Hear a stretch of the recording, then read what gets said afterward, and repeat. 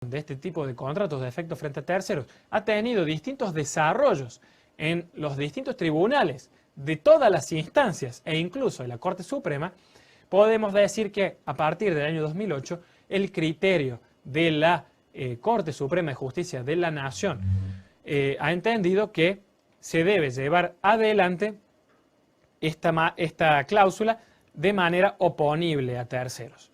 Vale decir, habrá que ver qué tanta incidencia tiene esta regla general, que es uno de los principios rectores en manera contractual, para que se haya dejado de lado en la aplicación puntual del contrato de franquicia de seguro. Es muy importante volver a los fundamentos del derecho. Este artículo es uno de ellos, pero bien, para las cuestiones propias de las empresas y otras cuestiones que no necesariamente tienen que ver con el derecho, sino que hacen a una política de desarrollo empresario en nuestro país, se ha dejado de lado. Sin embargo, considero que es un principio rector y que debe tenerse presente y que no puede soslayarse como se ha realizado. Debemos volver a los orígenes del derecho para tener justamente una previsibilidad, como hablamos en el segmento anterior, y de esta manera también tener una seguridad jurídica como interés social. Recuerden el módulo 1 que tratamos en la anterior teleclase del contrato en general. Vamos ahora a ver la institución de la lesión en materia contractual. La lesión, dijimos ya, que en todo contrato debe existir buena fe. En lo que es materia de lesión, también deberá existir la lealtad. ¿Qué significa? Que no se debe tener una intención de frustrar o de impedir que la otra parte cumpla con sus obligaciones. Básicamente, entonces, podemos decir que los elementos de la lesión son obtener una ventaja patrimonial, esto rompe el equilibrio que existe entre las partes, aprovechándose de una situación de necesidad, inexperiencia o ligereza de la otra parte, y que esta ventaja patrimonial, que debe ser desproporcionada y no debe tener justificación. Entonces, por un lado, esta ventaja patrimonial que rompe el equilibrio, esto es muy importante porque se rompe el equilibrio contractual y es por ello que el derecho no puede amparar una situación de tal género, debe ser o consistir en una ventaja desproporcionada, pero a la vez que no tenga justificación. Nos metemos ahora a analizar puntualmente cuáles son estos elementos propios de esta desventaja que se genera a partir de una necesidad, ligereza o inexperiencia. La necesidad es el aprovechamiento de una situación de inferioridad, por lo general, de indigencia o de insolvencia, o que tiene que ver, por lo general, con cuestiones relacionadas de índole patrimonial, y que yo contrato en evidente desventaja para la otra parte, aprovechándome de la necesidad de esa persona. Ni más ni menos que en situaciones de indigencia yo puedo llegar a contratar pagando un precio muy bajo para la realización de un trabajo muy complejo. Eso sería aprovecharme de la necesidad de aquella persona que se encuentra, supongamos, hace algún tiempo sin trabajo, generando de manera evidente una ventaja patrimonial desproporcionada y sin justificación alguna. La ligereza tiene que ver ni más ni menos que con la liviandad con que se trata la temática, y que si bien puede revestir algún tipo de culpa en la parte que trata con ligereza algún tipo de cuestión contractual, también tiene que ver con las incapacidades, o puede encontrar su fundamento en las incapacidades de hecho y de derecho que vimos en el módulo primero. La inexperiencia podemos entenderla como la falta de práctica en el tiempo o la falta de uso en el tiempo de una determinada actividad o la prestación de un servicio. Y apoyados en esa falta de recorrido o de rodaje, entre comillas, de la persona con la cual estamos contratando, reconocer esa inexperiencia y aprovecharnos, excediendo los límites del equilibrio que debe existir en toda relación contractual. El ámbito de aplicación de todo lo que es materia de lesión es el ámbito de los contratos onerosos, ya que si alguien recibe algo a título gratuito, pues bien, no se podría decir que está siendo lesionado o que se están aprovechando de él de alguna manera. Vamos a ver ahora las vicisitudes de los contratos. ¿De qué se tratan estas vicisitudes? ¿Cómo podemos apreciar en placa lo que es la rescisión, la resolución, la nulidad, la revocación y la cláusula penal? Son todas situaciones por medio de la cual las partes van a regular eventuales situaciones de conflicto o cómo dejar de lado o cómo dejar sin efecto el contrato, apartándose, digamos, de este rector de las relaciones patrimoniales, como es justamente el contrato mismo. Vemos entonces que la rescisión es el primer ítem que nos toca analizar en el tema de las vicisitudes. La resolución, esto es importante destacar, es la realización de un nuevo acuerdo que realizan las partes, dejando sin efecto de común acuerdo el contrato originario o anterior. De esta manera, al formalizar un nuevo contrato, se regirán por las reglas de este, quedando el contrato anterior totalmente extinguido. Entonces, esta rescisión, lo más importante y que se debe recordar es que se realiza de común acuerdo y que se genera un nuevo contrato que deja sin efecto el anterior, que cae y las partes se comienzan a regir entonces por este nuevo contrato. El segundo tema es la resolución. La resolución contractual es de suma importancia. ¿Por qué? Porque, como hemos podido advertir, tiene que ver o está relacionada con el pacto comisorio. ¿Qué significa esta resolución? La resolución consiste dentro de un contrato en determinar cuáles son los ítems particulares del caso concreto que las partes han tenido en consideración a la hora de contratar y que les va a permitir dejar sin efecto el contrato frente a algún incumplimiento.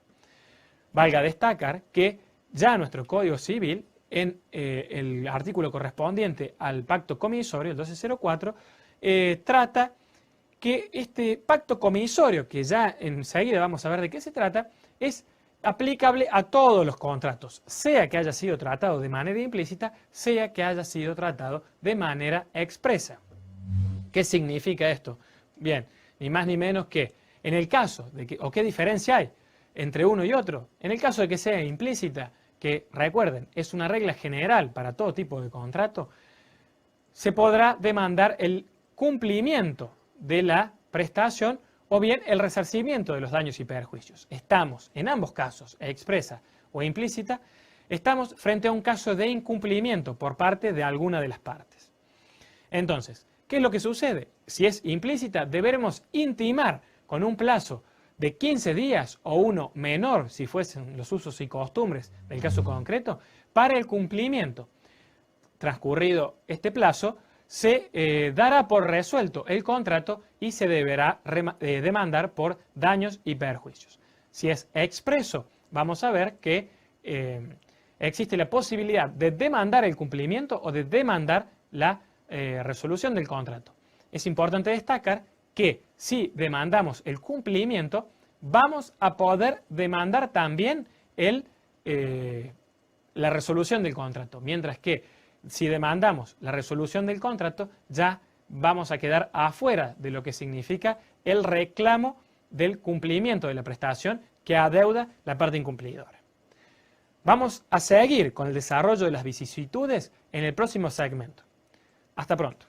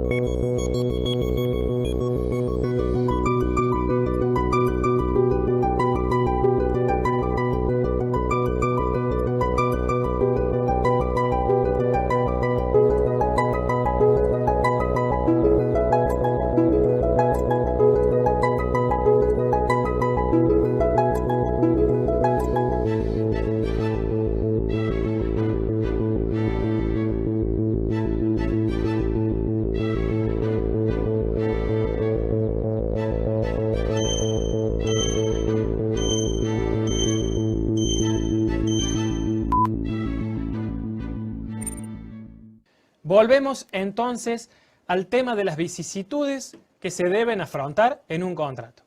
Acabamos de ver en el segmento anterior el tema de la excepción de incumplimiento, esta exceptio non adimplenti contractus que vamos a desarrollar ahora y que forma parte de, como tratamos en el segmento anterior, el tema de la resolución y fundamentalmente el pacto comisorio. Algo que se debe tener presente en todo momento es que estamos hablando, y ya retomando el desarrollo de este tipo de vicisitud, de prestaciones recíprocas que deben existir entre las partes intervinientes en el contrato. Ahora bien, acabamos de mencionar esta excepción de incumplimiento. ¿Y qué significa? Pues bien, ni más ni menos que frente al incumplimiento de una parte y demandado el cumplimiento hacia esa parte incumplidora, quien demanda ese cumplimiento tendrá que o haber cumplido la parte correspondiente, vale decir, con su prestación, o bien ofrecer cumplir para que la otra parte cumpla, salvo, con la sola excepción, y así está mencionado también en el Código Civil, que su obligación fuese a plazo, estuviese sujeta a plazo, en cuyo caso solamente procederá y se deberá, digamos, comportarse como acabamos de ver, si el plazo hubiese sido ya exigible, si se hubiese vencido. De otra manera, llegado el momento del conflicto judicial o del trámite judicial, la otra parte podrá interponer esta excepción de incumplimiento justamente para que la otra parte ofrezca cumplir o cumpla con la excepción, como acabamos de ver, de que su obligación o de su prestación no fuese exigible por estar sujeta a plazo. Entonces, vamos a ver ahora la nulidad. La nulidad no tiene que ver básicamente con algún tipo de conflicto, sino que tiene que ver más bien con el momento inicial en la formación del contrato, el momento constitutivo, que ya vimos en el primer módulo también cómo es de importante ese momento constitutivo, ya que da nacimiento al contrato y a la exigibilidad de los derechos y obligaciones que las partes han decidido que se van a regir. Entonces, tenemos en el próximo punto la revocación. La revocación, para que se entienda, a diferencia de lo que es los institutos que acabamos de ver, tiene una característica propia y que no tiene intervención de las voluntades de los intervinientes, sino que es un acto unilateral. ¿Qué significa esto? Bien, significa que así como es la voluntad de una de las partes la que ha generado o la que ha dado nacimiento al contrato, por ejemplo en un mandato donde si bien se necesita la aceptación de, que ya lo vamos a ver en el desarrollo de toda la materia, cuando veamos contratos en particular, se realiza o es ese acto unilateral el que genera o motiva la aceptación por parte del mandatario. Pues bien, en ese caso es un mismo acto unilateral, vale decir, un acto que tiene las mismas características que deja sin efecto el contrato, que ya vamos a ver en el mandato no es necesaria la invocación de causa. Entonces, este tema de la revocación se diferencia de los otros institutos que vimos porque se trata de un acto unilateral. Vamos ahora al último de los puntos relacionados con las vicisitudes y que tiene que ver con la cláusula penal, que es generalmente un ítem muy relevante en lo que es materia contractual, ya que por un lado podemos tener, digamos, la manera de compeler a la otra parte, o vale decir, ejercer una compulsión, obligarla al cumplimiento de esa cláusula frente al incumplimiento contractual, y por otro lado permite determinar cuáles son los daños y perjuicios desde el punto de vista cuantitativo. Vale decir, por un lado, es una medida que tiende a incentivar el cumplimiento del contrato, porque de otra manera se podrá aplicar compulsivamente la cláusula penal, que por lo general es un monto de dinero que las partes estipulan frente al incumplimiento de alguna de ellas. Por el otro lado, entonces, tenemos, y esto también nos va a servir a la hora de interpretar el contrato como un elemento que determina el quantum, justamente de acuerdo al monto que las partes han fijado por los daños y perjuicios. Esto es muy importante y es una cláusula que frecuentemente se encuentra a la hora de realizar algún tipo de negocio o algún tipo de relación patrimonial entre las partes. Vamos ahora a ver otro instituto muy importante en lo que tiene que ver con los contratos, y que son la evicción y los vicios redivitorios. Ya nos estamos metiendo, como ustedes podrán advertir, en situaciones de conflicto. Ya todo ha dejado de ser color de rosa para que se tengan que enfrentar a algún tipo de situación irregular, por así llamar, que se deben encarar de la manera que vamos a desarrollar a continuación. Entonces, vamos a comenzar con el instituto de la evicción. La evicción, ¿qué es lo que trata de, o qué es lo que tiene en miras este instituto? Básicamente la equidad en el negocio. Esta equidad del negocio que, como ustedes verán, va a surgir de la equidad en las prestaciones. Si no se trata de prestaciones recíprocas, será entonces en cuanto a la prestación y al pago del precio. Pero siempre debe existir esa equidad, ese equilibrio en materia contractual. Si ese equilibrio se rompe, como ya hemos dicho, se deberán tomar las medidas del caso para restablecerlo. Entonces, la evicción supone una derrota en juicio. Ese significa la derrota en juicio de un derecho que nosotros, por algún tipo de contrato, pero que debe ser oneroso, hemos sufrido. Si yo compro una casa y esa casa tiene algún tipo de problemas, tiene algún tipo de vicio, de alguna manera, se me va a afectar mi derecho de propiedad, e incluso si se ha obrado de mala fe, se podría llegar a tener algún tipo de consecuencia. Por supuesto, si yo he obrado de mala fe, voy a tener que perder, se va a retrotraer ese contrato de compraventa y se va a quedar sin efecto, no va a producir efecto. Sin embargo, es importante destacar que la evicción trata, como ya vamos a ver, de la derrota en un juicio que me priva de un derecho que yo había obtenido o al cual era merecedor en mérito de un contrato oneroso. ¿Qué significa esto? Significa, como podemos apreciar, que los requisitos de la evicción son ni más ni menos que la inoperatividad del derecho.